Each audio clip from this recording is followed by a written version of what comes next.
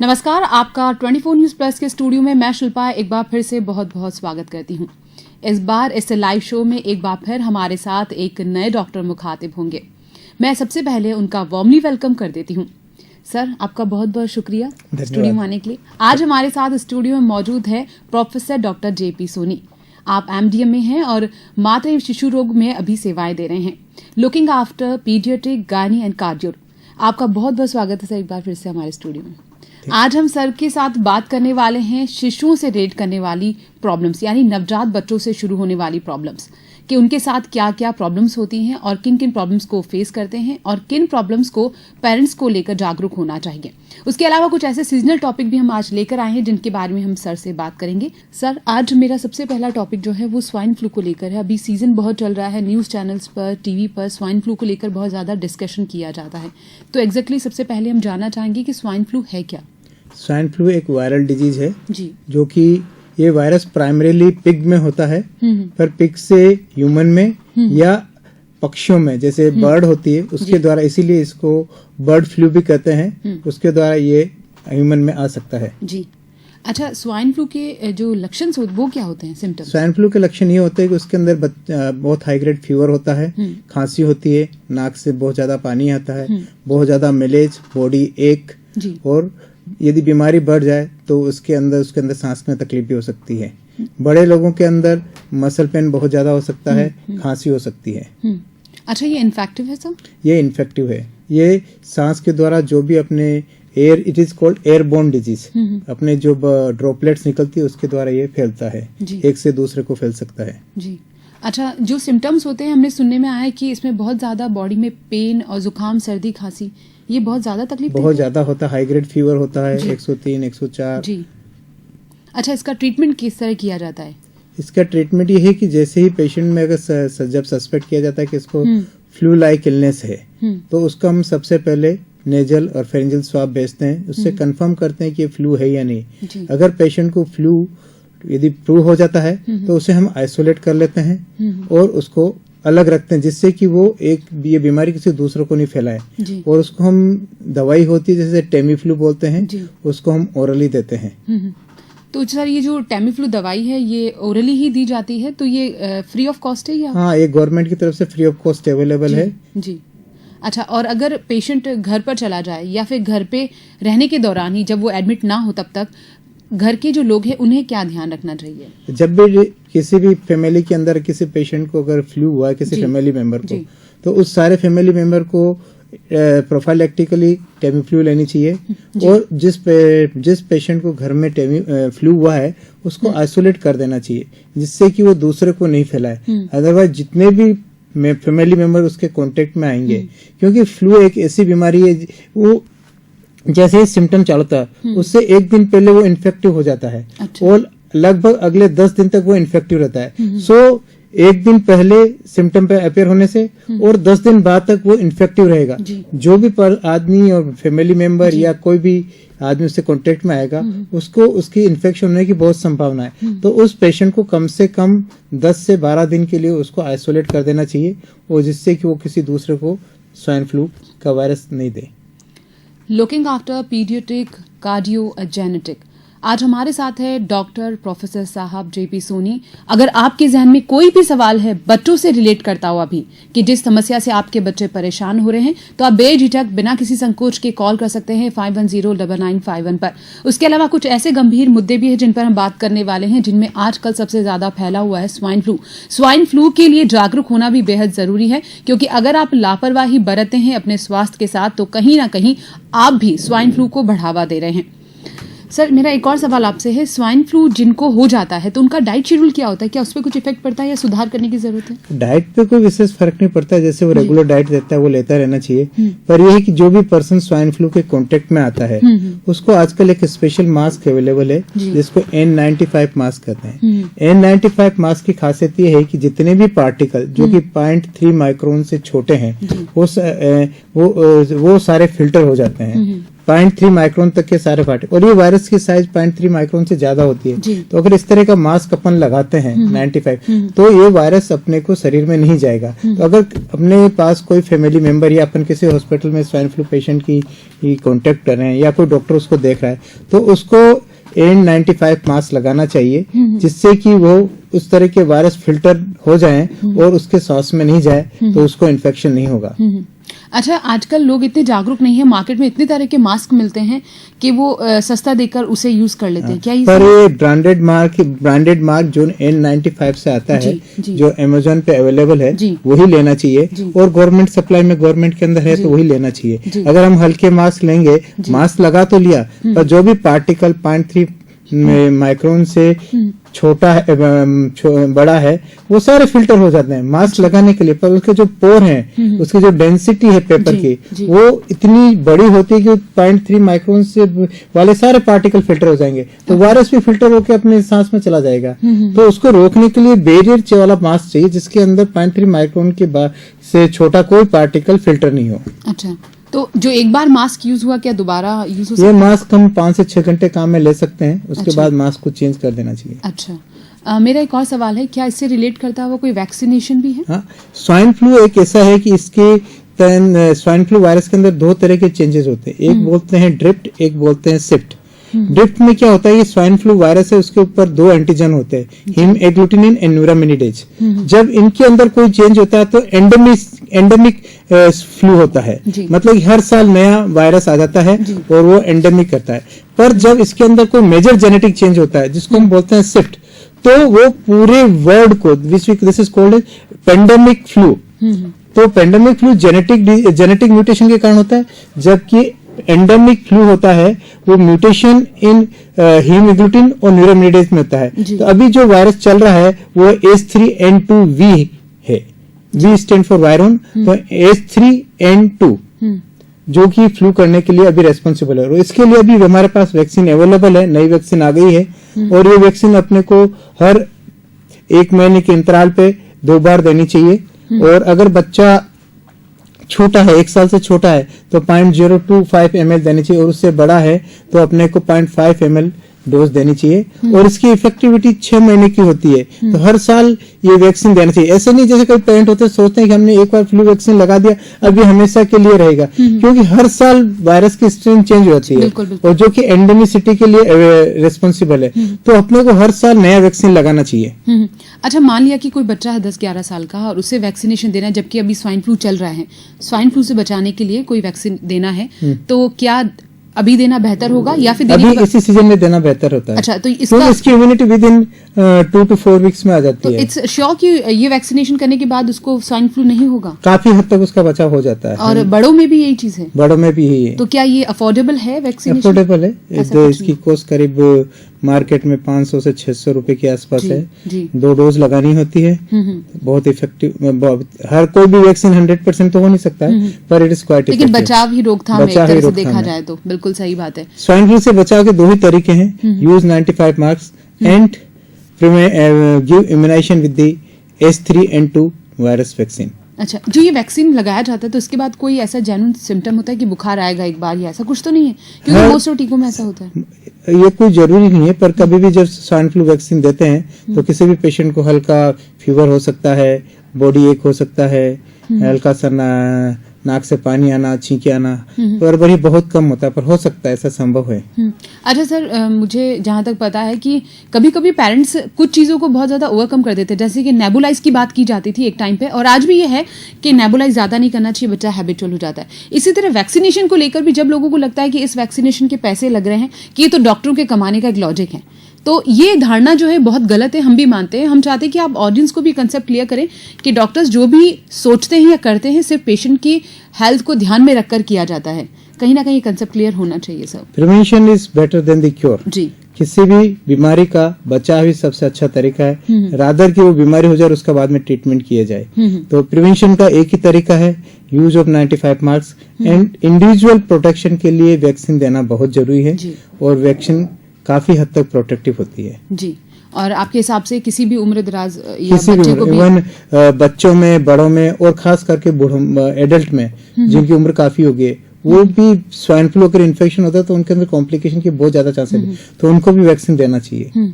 अच्छा, swine flu सिर्फ सांसों के जरिए ही आपके कहने का लॉजिक है या फिर बॉडी टच होने से, कनेक्शन होने से? बॉडी टच होने से नहीं होता, पर अगर आपके हैंकी है, हाँ, जैसे रुमाल पर्सनल यूज करने वाली चीजें हैं, उसके द्वारा ये ट्रांसमिट हो सकता है। पर मोस्टली ये एयरबोर्न डिजीज है, जो पेशेंट जब छींकता है तो उसके सांस के साथ में कुछ ड्रॉपलेट बाहर आती है, उन ड्रॉपलेट के अंदर वायरस होते हैं और वही ड्रॉपलेट जब दूसरे पर्सन के सांस के द्वारा उसके फेफड़ों में जाती है तो उसको इन्फेक्शन कर देता है। तो मेन जो रूट है वो तो सांसों के जरिए है। अच्छा, स्वाइन फ्लू का ज्यादातर हमें सुनने में आता है सर्दियों में, इस बार गर्मियों में इतना ज्यादा? स्वाइन फ्लू एक सीजनल, जब भी टेम्परेचर वेरिएशन होता है, अच्छा, चेंज होगा, जो पेरेंट्स से बच्चों में आने के बहुत ज्यादा चांसेस रहते हैं, हेरिडिटी डिजीज जो होती है, वो कौन कौन सी होती है, क्या होती क्या है? आनुवंशिक रोग वह रोग है जो कि पेरेंट्स के द्वारा बच्चों में आती है, ठीक है ना। अगर पेरेंट्स के अंदर वो डिजीज है तो आएगी, अगर पेरेंट्स के अंदर वो डिजीज नहीं है पर उसके अंदर म्यूटेशन हो जाता है तो वो बच्चों में आती है। आनुवंशिक रोग जिसे कहते हैं कि जो अपने, अगर आप बॉडी का एक छोटा सा सेल देखें तो उसके अंदर क्रोमोसोम्स होते हैं और ये क्रोमोसोम्स के अंदर छोटे एक क्रोमोसोम्स के अंदर न्यूक्लियोटाइड्स होते हैं, 4 न्यूक्लियोटाइड्स होते हैं। हर जीव, हर प्राणी जो इस पृथ्वी पर है वो इन्हीं 4 न्यूक्लियोटाइड से बना हुआ है और ह्यूमन भी उन्हीं 4 न्यूक्लियोटाइड से बना है। और इन न्यूक्लियोटाइड्स की जो एक सीक्वेंस होती है उसके अंदर जब भी कोई बदलाव होता है तो एक बीमारी हो सकती है। अगर वो जीन अगर प्रोटीन सिंथेसिस के लिए रेस्पॉन्सिबल है और उस जीन के अंदर म्यूटेशन हो जाए तो एबनॉर्मल प्रोटीन सिंथेसिस होगा या प्रोटीन सिंथेसिस नहीं होगा, या उस प्रोटीन का सिंथेसिस कम हो जाएगा, जैसे 100% होना चाहिए वो 50%, 20% हो जाए, तो उस पेशेंट को फिर वो बीमारी हो जाती है। अच्छा। और इसको आनुवंशिक रोग कहते हैं और हेरिडिटी रोग कहते हैं। अच्छा, ऐसे कौन से डिजीज हैं जो इसमें मेंशन की जा सकती हैं? जैसे हेरिडिटी रोग हैं उसको हम 3-4 भागों में डिवाइड करते हैं। एक तो autosomal and sex link disorders. Autosomal disorders होते हैं वो रिसेसिव भी हो सकते हैं और डोमिनेंट भी हो सकते हैं। रिसेसिव ये है कि पेरेंट कैरियर है, पेरेंट के अंदर वो डिजीज नहीं है पर वो उस बीमारी के जीन को हार्बर करें क्योंकि उनके पास सिर्फ एक ही जीन है। पर अगर हस्बैंड वाइफ दोनों उसी बीमारी के कैरियर हैं तो उस के अंदर होने वाले बच्चे के अंदर 25% चांस रहेगा कि वो बीमारी हो जाए। और ये कैरियर बीमारी है, जैसे राजस्थान में, जोधपुर में बहुत कॉमन है थैलेसीमिया, जो कि ऑटोसोमल रिसेसिव डिसऑर्डर है, और पर्टिकुलरली सिंधीज, मालीज और जो भी पर्सन पाकिस्तान सिंधसा है उनके अंदर ये बहुत ज्यादा बहुतायत से पाई जाती है। जी। अच्छा, आनुवंशिकी में सर डायबिटीज, ये जो बीमारी है क्या ये भी बच्चों में? डायबिटीज के अभी कोई एग्जैक्ट जीन पता नहीं चला है but it is A multifactorial, इसके लिए बहुत सारे कारण हैं। एक जीनेटिक उसके अंदर एक पार्ट है, not as a 100% but is a part that is responsible for the disease. अच्छा, आनुवंशिक रोग में सर डायग्नोज कैसे करेंगे? जैसे अगर एक गर्भवती महिला है और वो एक शिशु को जन्म देती है तो उस वक्त क्या ये पॉसिबल है डायग्नोज करना कि कोई हेरिडिटी डिजीज बच्चे में आ चुकी है? ये डायग्नोज किया जा सकता है? ये आराम से किया जा सकता है। इसके हेरिडिटी डिजीज में बता रहा था जैसे कि म्यूटेशंस होते हैं, एक जीनोमिक म्यूटेशन होता है, एक क्रोमोसोमल म्यूटेशन होता है और एक जेनेटिक म्यूटेशन होता है। जीनोमिक म्यूटेशन के अंदर नंबर ऑफ क्रोमोसोम चेंज हो जाते हैं। अच्छा। ठीक है। अगर क्रोमोसोमल म्यूटेशन है तो क्रोमोसोम के स्ट्रक्चर में चेंज हो जाता है, आइदर कोई पार्ट कट जाता है या उसमें कोई एडिशन आ जाता है या किसी पार्ट में इन्वर्जन हो जाता है। और फिर जेनेटिक म्यूटेशंस होते हैं, उसके अंदर सिंगल जीन डिसऑर्डर्स होते हैं।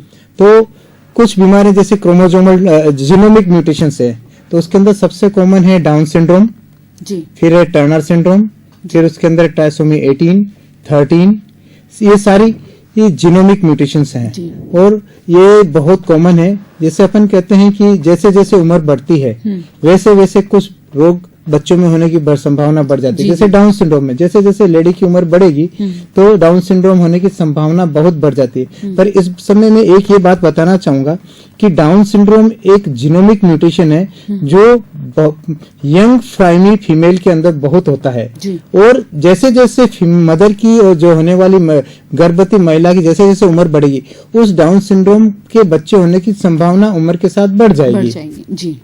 अच्छा, थैलेसीमिया का हमने बेहद नाम सुना है कि भाई जहाँ भी वॉलंटरी ब्लड डोनेशंस होते हैं वहाँ पे भी बात की जाती है कि जो थैलेसीमिया नीडेड पर्सन है उनको ये ब्लड सप्लाई किया जाएगा, यानी कहीं ना कहीं थैलेसीमिया पीड़ित लोगों को ब्लड की बेहद जरूरत पड़ती है। तो ये क्या डिजीज है?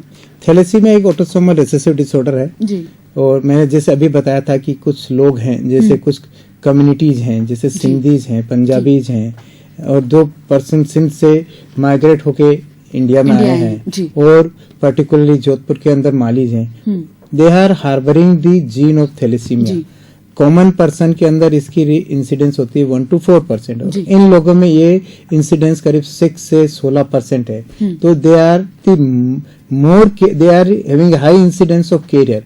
जब इन लोगों की जब शादी होती है, अगर हस्बैंड वाइफ दोनों कैरियर है, तो हर प्रेगनेंसी में 25% चांस रहेगा कि उसको प्रेगनेंसी में थैलेसीमिया हो जाए। अगर इस तरह का है तो अपने को मदर और जो कपल है उस दोनों का हीमोग्लोबिन A2 करवा लेना चाहिए। अगर हीमोग्लोबिन A2 की वैल्यू 3.5 से ज्यादा है तो उसको हम थैलेसीमिया कैरियर लेबल करेंगे जी। अगर दोनों कपल थैलेसीमिया कैरियर हैं और अगर उनके कोई बच्चा नहीं है तो अपने को 5 कॉमन म्यूटेशन के लिए उनको एनालाइज करना चाहिए।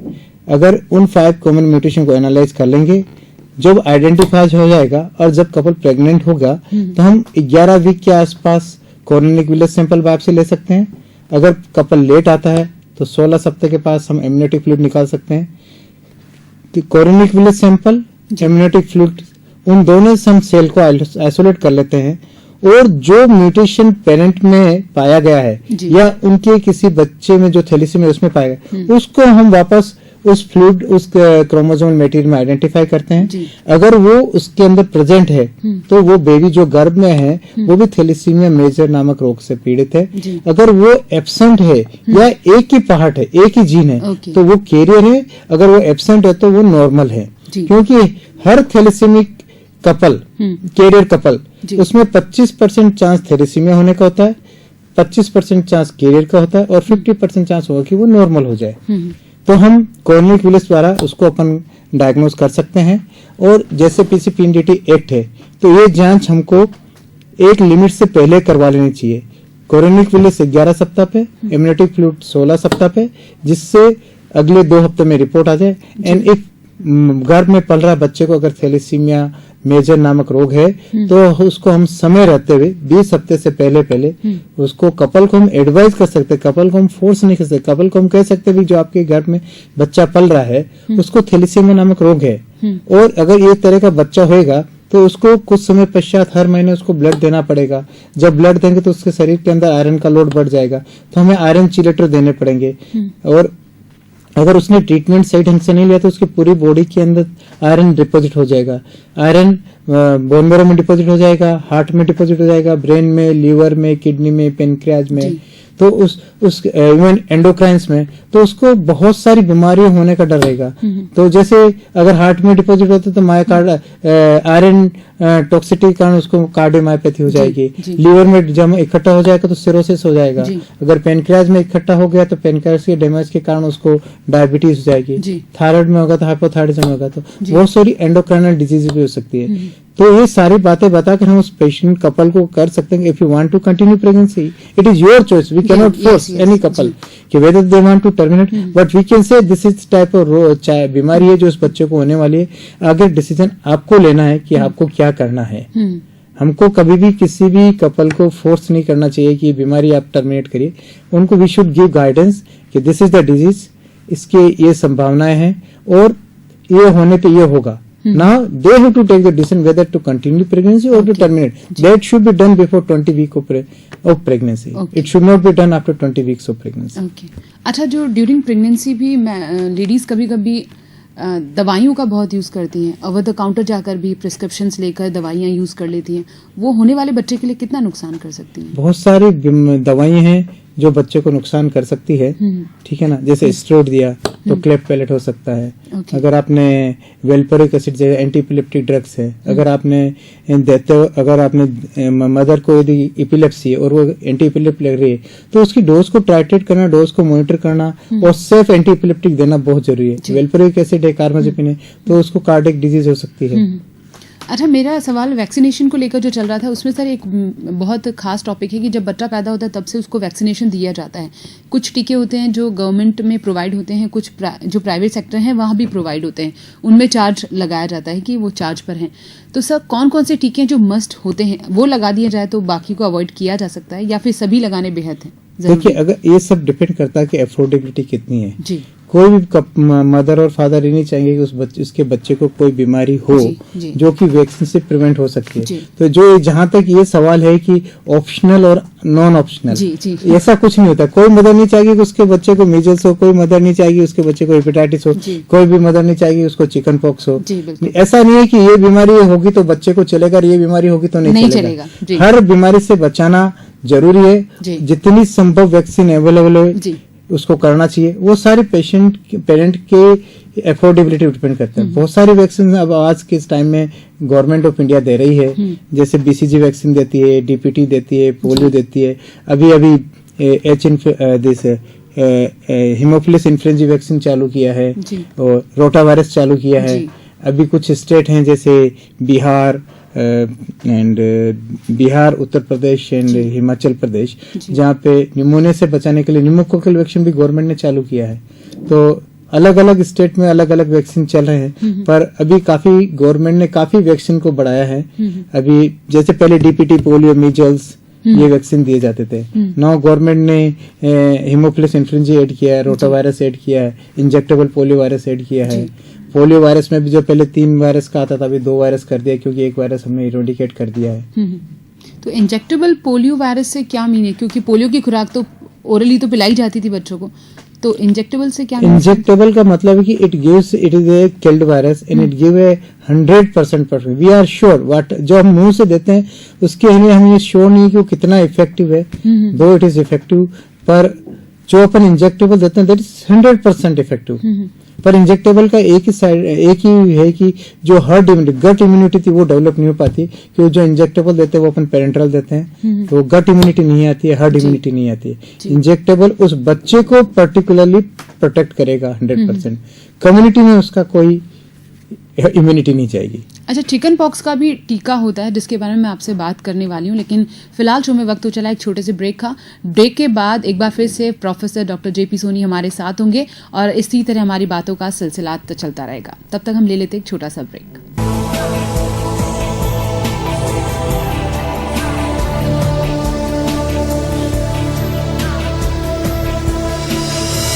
इंडियन हिस्ट्री में पहली बार डैन का डिजिटली महाअवतार अब आपके मोबाइल में होगा मनोरंजन का अनोखा संसार। गूगल प्ले स्टोर या iOS से डैन TV+ डाउनलोड करें और अपने मोबाइल को बनाएं चलता फिरता ऑन डिमांड टीवी। ढेर सारे channels, movie on demand, non stop news and music means full entertainment, कुछ भी कहीं भी। जब आपके मोबाइल में होगा डैन TV+, फिर तो ऐश ही ऐश है बस।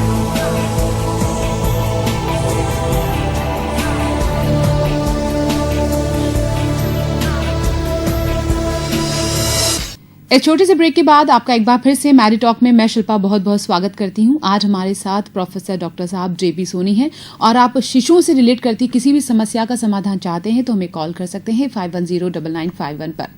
तब तक आप कॉल करें। मैं सर से एक और सवाल पूछ लेती हूँ। सर, हम वैक्सीनेशंस की बात कर रहे थे, चिकन पॉक्स या फिर छोटी माता बड़ी माता के जो कॉजेज आते हैं, पेरेंट्स ये कहते हैं कि इन टीकों से कोई फर्क नहीं पड़ेगा, ये आनी चाहिए तो पूरी खुल के आनी चाहिए, बच्चे एक बार सफर करेंगे नहीं तो उन्हें बार बार ये इशू रहेगा। ये कितना सच है? ये बिल्कुल गलत है।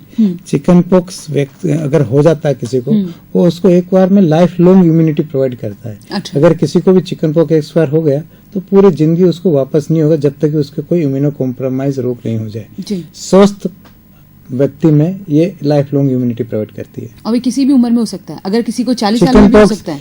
अगर चिकन पॉक्स ऐसा अगर बड़ी उम्र में होगा तो बहुत सीवियर होगा। यंग छोटे बच्चे और बड़े दोनों ही बहुत लायबल होते हैं, दोनों ही एज बहुत रिस्की होती है, उनमें बहुत सीवियर चिकन पॉक्स होती है।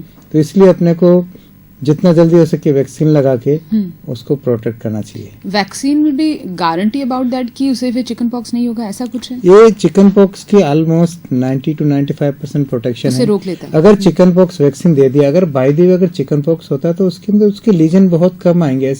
अक्सर देखा गया कि लीजन 5 या 10 से कम ही होते हैं, इससे ज्यादा नहीं होते, तो बहुत माइल्ड होती है, सीवियर नहीं होती, और अक्सर ऐसा बहुत ही कम होता है। ओके, मेरा आपसे एक सवाल है, हार्ट डिजीज जो होती है बच्चों में, गर्भावस्था में अगर किसी बच्चे को हार्ट रिलेटेड प्रॉब्लम है डायग्नोस हो जाती है तो उसके कॉज क्या होते हैं और किस तरह रोकथाम की जाती है? कोई भी गर्भवती महिला है, अगर उसके बच्चे में फीटस का जब एनामली स्कैन करते हैं 16 से 18 सप्ताह के अंदर, और उस समय हम हार्ट को पूरा अच्छी तरह देख सकते हैं और देख के उसको ये बता सकते हैं कि उसको ये हार्ट डिजीज है या हार्ट नॉर्मल है। अगर जैसे मैं आपको एग्जांपल दूंगा, अगर किसी मदर को रूबेला हो गया है तो उसके बच्चे में हार्ट डिजीज होने की ज्यादा संभावना है। अगर किसी मदर डायबिटिक है तो उसके अंदर ट्रांसपोजिशन ऑफ ग्रेट वेसल होने की संभावना है, ठीक है। और अगर जैसे कोई मदर है, यंग कपल है या बहुत एल्डरली मदर है और उसको डाउन सिंड्रोम की संभावना ज्यादा होती है, तो उनके बच्चे को एंडोकार्डियल कुशन डिफेक्ट होने की संभावना होती है। तो इसको हम 12 से लेके 18 सप्ताह के बीच में हाई रिजोल्यूशन सोनोग्राफी मशीन से देख के ये बता सकते हैं कि उसका हार्ट नॉर्मल है या उसके हार्ट की डिजीज है। अगर उसकी हार्ट की डिजीज है तो हम ये पता कर सकते हैं कि उसके हार्ट की डिजीज क्रिटिकल है या नॉन क्रिटिकल है। क्रिटिकल का मतलब ये है कि वो बच्चे जन्म के बाद इमीडिएटली उनको इंटरवेंशन की जरूरत पड़ेगी, या तो सर्जिकल इंटरवेंशन की या मेडिकल इंटरवेंशन की या स्टेंटिंग की जरूरत पड़ती है। तो हम ये पता लगा सकते हैं कि जो बच्चा घर में पल रहा है उसको क्रिटिकल कंजेनिटल हार्ट डिजीज है या नॉन क्रिटिकल। नॉन क्रिटिकल है तो उसकी डिलीवरी कहीं भी कराई जा सकती है, पर अगर क्रिटिकल कंजेनिटल हार्ट डिजीज है तो हम ये उसको एडवाइज करते हैं कि वो डिलीवरी वहां पे कराए जहां पे कि बर्थ के बाद उस बच्चे के लिए सर्जरी, स्टेंटिंग और प्रोस्टाग्लैंडिन इन्फ्यूजन की सुविधा हो, जिससे हम उस बच्चे की जान बचा सके और टाइमली उसका हम इंटरवेंशन कर सके। तो हार्ट रिलेटेड क्या क्या ऐसे प्रॉब्लम बच्चों के साथ होती है, नवजात बच्चों? जैसे मैंने अभी बताया कि क्रिटिकल एंड नॉन क्रिटिकल। जैसे नॉन क्रिटिकल डिजीज है जिसके अंदर ASD हो सकता है, VSD हो सकता है, PDA तो हर बच्चे को जन्म के समय पेट में होता ही है, और फोरामेन ओवल भी हर बच्चे को होता है। सही कॉलर आ गए। हेलो जी सर। हेलो, हाँ सर, आपका हमारे शो में बहुत बहुत स्वागत है, अपना सवाल कीजिए। हाँ जी, धन्यवाद। देवदान चांद अर्ज कर रहा हूँ। हमारे यहाँ तो लाइट नहीं आ रही है जी, हम प्रोग्राम देख नहीं पा रहे हैं, तो कौन से डॉक्टर साहब बैठे हैं तो बताएंगे तो मैं उनसे सवाल पूछ लूँ। जी, ये हमारे जागरूक दर्शक है, देखिए ये हमसे पूछे कि हमारे डॉक्टर साहब बताएं, उनके बाद सवाल पूछेंगे। जी आज हमारे साथ प्रोफेसर डॉक्टर साहब JP सोनी हैं, आप शिशु रोग विशेषज्ञ हैं। अच्छा, आप हार्ट रिलेटेड जो भी बच्चों में, नवजात बच्चों में प्रॉब्लम्स हो या बच्चों से रिलेटेड कोई भी तकलीफ, उसके बारे में अपनी सजेशन दे सकते हैं। अच्छा अच्छा जी, नवजात बच्चों के बारे में तो डॉक्टर साहब एक ही सवाल पूछना चाहूंगा मैं जी, कि एक तो ये जो फूड फास्ट जो दूध नहीं पिलाते हैं माएँ और नवजात बच्चों को बाहर से दूध पिलाते हैं, वो कितना घातक है और कितने महीनों तक उसका ध्यान रखना चाहिए, इसके बारे में थोड़ा विस्तृत ज्ञान देंगे तो हमारा ज्ञान बढ़ेगा। जी जी, थैंक यू। जी सर, मैं ये बताना चाहूंगा कि बच्चे के लिए जो जन्म नवजात शिशु है उसके लिए माँ का दूध अमृत है, तो उसको केवल माँ का दूध ही पिलाना चाहिए। और प्रथम 6 माह तक हर माँ को ये कोशिश करनी नहीं, मैं तो ये कहूँगा कि हर माँ को केवल अपना ही दूध पिलाना चाहिए और कोई दूध नहीं देना चाहिए। ये जो पहले 2-3 दिन एक गाढ़ा येलो कलर का दूध आता है जिसको हम कोलेस्ट्रम कहते हैं, इसकी मात्रा बहुत कम होती है, पर मैं ये बता दूं कि ये बहुत कंसंट्रेटेड होता है और बच्चे को बहुत सफिशिएंट कैलोरी प्रोवाइड करता है। तो हर माँ को जो अपना प्रथम दूध है जिसको हम कोलेस्ट्रम कहते हैं वो बच्चे को अवश्य पिलाना चाहिए। जैसा कि कई जगह प्रथाएं हैं कि उस गाढ़े येलो दूध को निकाल के बाहर फेंकते हैं, जिसको कभी नहीं करना चाहिए। ये बहुत ही कंसंट्रेटेड और कैलोरीज फूड है, और तो इसको बच्चे को जरूर देना चाहिए। और उसके बाद माँ को पहले 6 महीने तक केवल अपना ही दूध पिलाना चाहिए। अगर कोई माँ अपने बच्चे को पहले 6 महीने तक माँ का दूध नहीं पिलाती और ऊपर का दूध पिलाती है तो उसके बहुत सारे रोग होने की संभावना रहती है। उसको निमोनिया की संभावना रहेगी, कान में रस्सी पड़ने की संभावना, डायरिया की संभावना रहेगी और वो पेशेंट उस बच्चे को फॉल्टी फीड हो जाएगा और वो बच्चा का वजन बढ़ने के बजाय घटना शुरू हो जाएगा और बच्चा एकदम सूख के मेरेस्मिक हो जाएगा। तो हर माँ को केवल अपने बच्चे को ही, मैं एक चीज यहाँ पे और बताना चाहूंगा, अगर किसी माँ की प्रीटर्म बेबी हुआ है तो उसके माँ के दूध के अंदर प्रोटीन की मात्रा बहुत ज्यादा होती है। भगवान ने एक ऐसी चीज बनाई है कि उसका दूध बच्चे की गैस्ट्रेशनल एज पे डिपेंड करता है। अगर गैस्ट्रेशनल एज कम है तो ज्यादा प्रोटीन वाला दूध आएगा। तो हर बच्चे को, चाहे वो प्रीटर्म बेबी है चाहे टर्म बेबी है, उसको पहले 6 महीने तक केवल अपना ही दूध पिलाना चाहिए, जिसको कि हम कहते हैं कि ये माँ का दूध बच्चे के लिए अमृत है, जिसका कि दुनिया में कोई मुकाबला नहीं है और आज तक माँ के दूध के कंपोजिशन का कोई भी कंपनी दूध नहीं बना पाई है। तो इसलिए अपने को केवल माँ का दूध ही देना चाहिए। अच्छा सर, स्तनपान की बात हो रही है तो ब्रेस्ट फीडिंग के बारे में बात करना बेहद जरूरी है। महिलाएं या तो फिर जागरूक नहीं होती है और उस वजह से बच्चों को बहुत तकलीफ होती है, तो ब्रेस्ट फीडिंग को लेकर आप क्या कहना चाहेंगे? हर महिला को ये अपना दूध पिलाना चाहिए। उसको कभी ये नहीं सोचना चाहिए कि स्तनपान कराने से उसका शरीर बिगड़ जाएगा या उससे स्तन का शेप बिगड़ जाएगा। मैं एक चीज बता दूं कि बच्चे को तो फायदा होगा सो होगा। अगर एक माँ अपने बच्चे को अपना दूध पिलाती है तो उसको ब्रेस्ट कैंसर नहीं होता है जन्म, और जब बच्चे माँ एक और बच्चे को जन्म दे देती है तो जो यूट्रस की साइज होती है बहुत बड़ी होती है। जब माँ एक बच्चे को अपना दूध पिलाती है तो धीरे धीरे यूट्रस की साइज छोटी हो जाती है। तो और उसके साथ में जो माँ की जो फेटनेस होती है वो भी कम हो जाती है और यूट्राइन कैंसर होने की संभावना भी कम होती है, ओवेरियन कैंसर होने की संभावना कम हो जाती है। अतः अगर एक माँ अपने बच्चे को सक्सेसफुली दूध पिलाएगी तो उसके अंदर ब्रेस्ट कैंसर की संभावना कम हो जाएगी, यूट्राइन कैंसर की संभावना कम हो जाएगी, ओवरिन कैंसर की संभावना कम हो जाएगी, उसका बॉडी का स्ट्रक्चर मेंटेन रहेगा, उसका फेट कम हो जाएगा और साथ में बच्चे को भी बहुत फायदा होने वाला है। ब्रेस्ट फीडिंग का आप या फिर जो भी जेन्युइन टाइम दिया जाता है 6 महीने बच्चे को दूध पिलाना बेहद जरूरी है, लेकिन अमूमन ऐसा भी होता है कि बच्चों को जब ये आदत होती है तो साल भर 1.5 साल भी वो फीडिंग करना प्रेफर करते हैं। 6 महीने तक तो हम एक्सक्लूसिव ब्रेस्ट फीडिंग कहते हैं।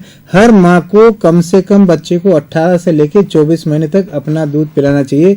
6 महीने के बाद माँ का दूध सफिशिएंट प्रचुर मात्रा में कैलोरी नहीं दे पाता है तो अपने को सप्लीमेंट्री फीडिंग चालू करनी होती है। पर ब्रेस्ट मिल्क स्तनपान हर महिला को कम से कम 18 से 24 महीने तक कराना चाहिए। जबकि महिलाओं के अंदर ये भ्रांति है कि 6 महीने पिला दिया अब दूध छुड़वाना जरूरी है, बच्चों में आदत पड़ जाती है, बुरी आदत है। ये बुरी आदत नहीं है। ये दूध पिलाना और बच्चे को दूध पीना, बच्चा को माँ का ब्रेस्ट का दूध पीना बच्चे का राइट है। और उस राइट को अगर अपन छीनते तो आप सोचे अपना भी कोई राइट और उससे अपने से कोई छीनता है तो अपने को कितना बुरा लगता है। अगर बच्चे का राइट है कि उसको माँ का दूध पीना है और अगर अपन इसका दूध पिलाना बंद करेंगे, अपन उसको इसका जो राइट है उसे छीन रहे हैं तो आप सोचिए कि बच्चे को कितना बुरा लगेगा। जो बच्चा मुंह से बोल के नहीं बता पा रहा पर उसको कितना बुरा लगेगा। उसका एक राइट अपन उससे छीन रहे, तो अपने को उसका राइट कभी नहीं छीनना चाहिए और उसको स्तनपान कराते रहना चाहिए 18 से लेकर 24 महीने तक। नवजात बच्चों से जुड़ी एक और पद्धति हमने सुनी है, मैंने भी सुनी, कंगारू पद्धति, कंगारू केयरिंग, वो क्या होती है? मैं ये बता दूं कि पुराने जमाने में ये एक नई टेक्निक आई है जो अपनों ने बाहर से लिए, पर मैं ये बता दूं ये प्रथा इंडिया से ही चालू हुई थी, भारतवर्ष से ही चालू हुई थी।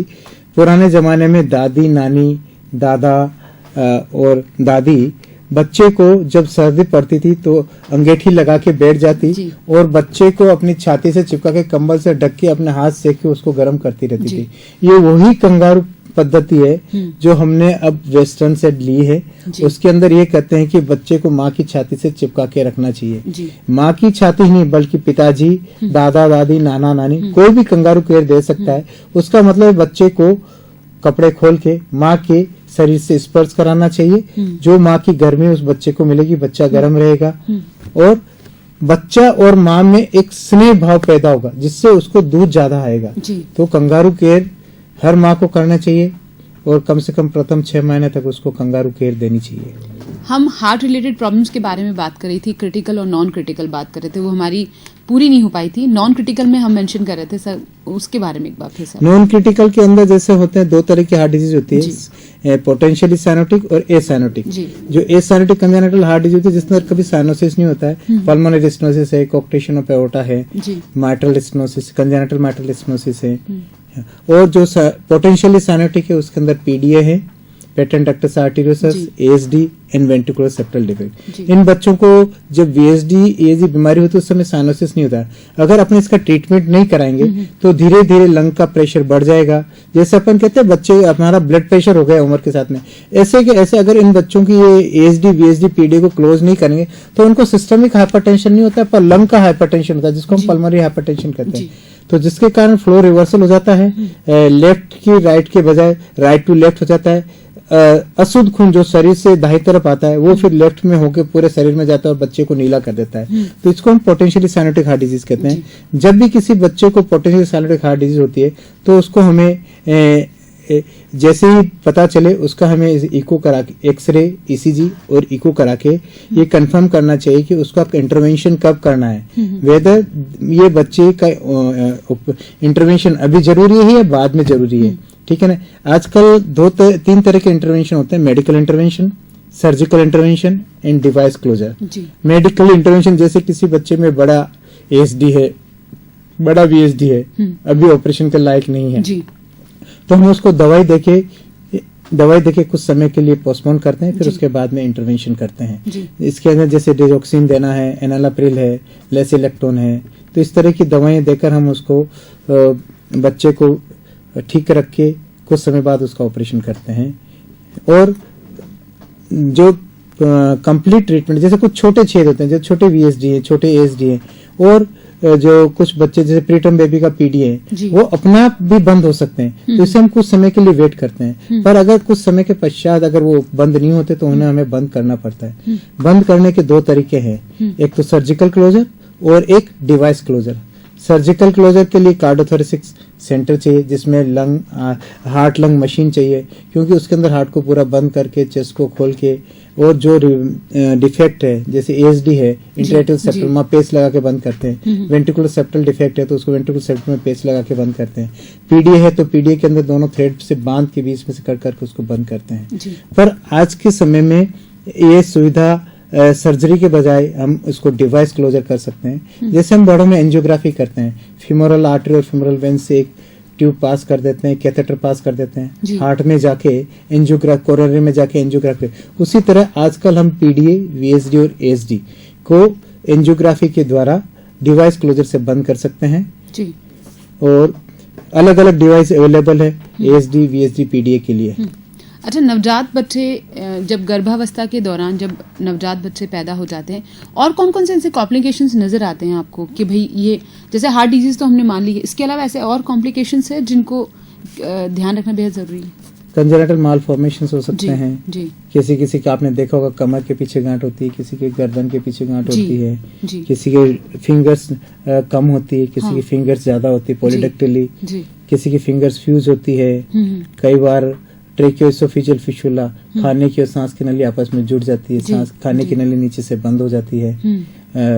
किडनी के अंदर हाइड्रोनेफ्रोसिस हो सकता है, कोई किडनी एब्सेंट हो सकती है, ठीक है। और इंटेस्टाइन के अंदर इंटेस्टाइनल एट्रेजिया हो सकता है।